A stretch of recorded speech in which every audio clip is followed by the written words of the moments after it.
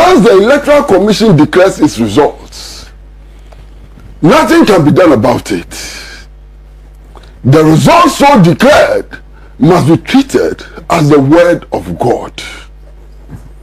And if anybody has any problem with the declared results, the person must go to court. Is that not what we're being told today? And yet, look at what is happening. The Electoral Commission has changed the results so declared 6 times already. Did they go to court to change those results? The Electoral Commission is demonstrating to us that it has the capacity to correct its mistakes without going to court. So why are we saying go to court, go to court, go to court, go to court, go to court? Who went to court to get the Electoral Commission to change its results 6 times? Who went to court? Let's stop this foolishness and hypocrisy. Results, if we know that they are wrong, if we know that they do not reflect the sovereign will of the people, can be changed without going to court. And the Electoral Commission is demonstrating that. It keeps changing the results, and I'm sure that it will change the results again. I am completely shocked by the arithmetical acrobatics that are being displayed today. Basic arithmetic, that is what is happening. We are told that somehow, strangely, the Electoral Commission forgot.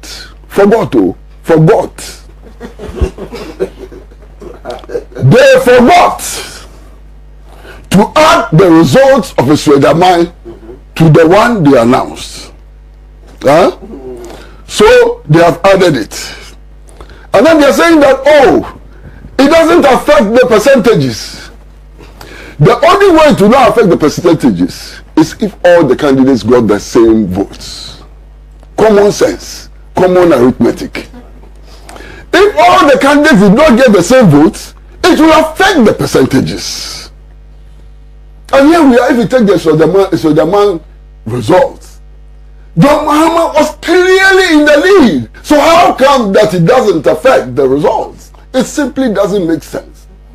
Somebody must be sitting in their little corner thinking that all the 30 million people of Ghana are stupid. We are not stupid. I may be a little stupid, but I am not that stupid. I'm not that stupid. It's an insult to all of us to make this claim that you can add figures and even figures and equal figures and that it will not change the percentages. What the hell is that? And then the Electoral Commission comes and the Electoral Commission is telling us, my brother, listen very carefully. The Electoral Commission is telling us that they made a mistake. That some more than 300,000 votes mistakenly found their way into the results announced by G. Mensah.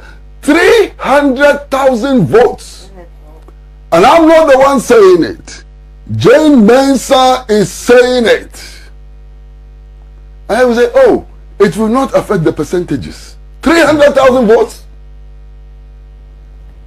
Hey, then these percentages, they must be very strong, unshakable percentages. No matter what you do, the percentages, they stand still. They won't move. You can add 200 million votes, percentages will move. What rubbish is that? Do you expect us to believe this rubbish? Incredible. Listen. You cannot vote, cast votes, more than the registered number of voters. You cannot. It is impossible. So if you find in an election that in some places the people who cast the votes are more than those who registered, something is wrong. Under normal circumstances, those areas where those votes are cast, you have to annul the results and to organize fresh elections. If there's a constituency in which three people more than the registered number of voters voted, I believe so that election result has no validity. You need to rerun those elections. If you have a situation where the numbers on certified pink sheets signed by party representatives is different from the numbers which have been announced, there is a big problem. The pink sheet is the Bible. The certified pink sheet is the Bible. So how come that we have results which are different from those on the certified pink sheet? I'm sure you have all heard about the magician Houdini. Houdini could not perform the acts which are being performed by the Electoral Commission. The Electoral Commission is demonstrating that there's more magical powers than Houdini. Electoral Commission behaving like Susu Cabre, conjuring figures and so on. And they expect us to keep quiet and accept it and applaud them. Incredible. I was sitting behind the television set listening to Jane Mensah, and to my utter shock, she said the elections have been peaceful. This election peaceful? Hey, you are even redefining the English language. Even the English language we knew before is being changed by this Electoral Commission. An election in which hundreds of people have been injured. An election in which people have come to blows. An election in which more than 5 people have died. An election in which bullets have been fired. Peaceful. She says that the elections were peaceful. She didn't even have, and she is the one who has been claiming that she's a Christian, and that in her work she's guided by Christian values and so on. One of the most important Christian values that I know, and I grew up in a Christian home. Many members of my family are in the priesthood. My father was a chairman in the Anglican Church. My mother worked with the Good Shepherds in the Anglican Church. My brother is a bishop. I have 2 brothers who are priests, and so on. And I know what Christian values mean. One of the most important Christian values is compassion. Compassion. So when you have a commission headed by Jane Mensah, and they show no compassion when this level of violence has been visited upon our people, when they show no compassion when people are bleeding and dying in hospitals, I begin to wonder where that compassion is. Has that compassion fled? What is this? I can't believe it. All manner of people hide behind the smoke screen of religion to perpetrate harm to our country. Was a revolutionary who sought to change the world, who sought to make the world a more just place for all people, regardless of their religious faith, regardless of their ethnicity, regardless of their nationality. That is the example Christians must be upholding in our country in these very difficult times, and not condone the statements and activities of charlatans. I believe, and I believe that firmly, that we ought to be fair to everybody in this process. Madam Jane Mensah deserves fairness and justice, like everybody. So I'm not happy, and I'm genuinely not happy, when all the mistakes and shenanigans which are being committed are put on her head. Madam Jane Mensah is chairperson of the Electoral Commission. The commission acts in unison. Whatever mistakes have been committed by the Electoral Commission, not Jane Mensah. She is part of it. She's an accomplice. But she's not the only one. All of them who sat down and agreed that these phantom figures should be released are as guilty as Jane Mensah. So let's not single her out for condemnation. The entire organization, the entire institution is blamable for their recklessness, extreme recklessness, which has brought us to this state. And I'm deeply worried about it. I hear people talk about power. Power. The power Nana Addo Dankwa Akufo-Addo, His Excellency Nana Akufo-Addo Dankwa is exercising is not his. The government has no power. Nobody has any power. They exercise our collective power. Nana Akufo-Addo can order the army, not because it's Nana Akufo-Addo. Nana Akufo-Addo can order the army to the extent that we have all agreed to surrender our collective power to him. His power is not more than the power of the Kriadonko. Nana Akufo-Addo's power is not more than the leader of GUM.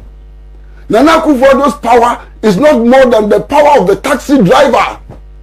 Nana Akufo-Addo's power is not more than the truck bar operator. In any democratic dispensation, one of the most important principles is the principle of the equality of citizenship. If you do not establish the principle of the equality of citizenship, you don't have a democracy.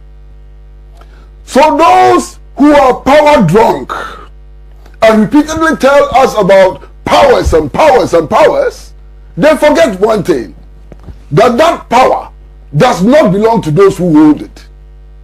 They only hold it in trust for us. And we can take that power anytime, any day. Now listen to me very carefully. Read the 1992 Constitution. There's nowhere in the 1992 Constitution, there's no provision in the 1992 Constitution which says that if you vote for a person as president or MP, they are president of MP or MP for 4 years.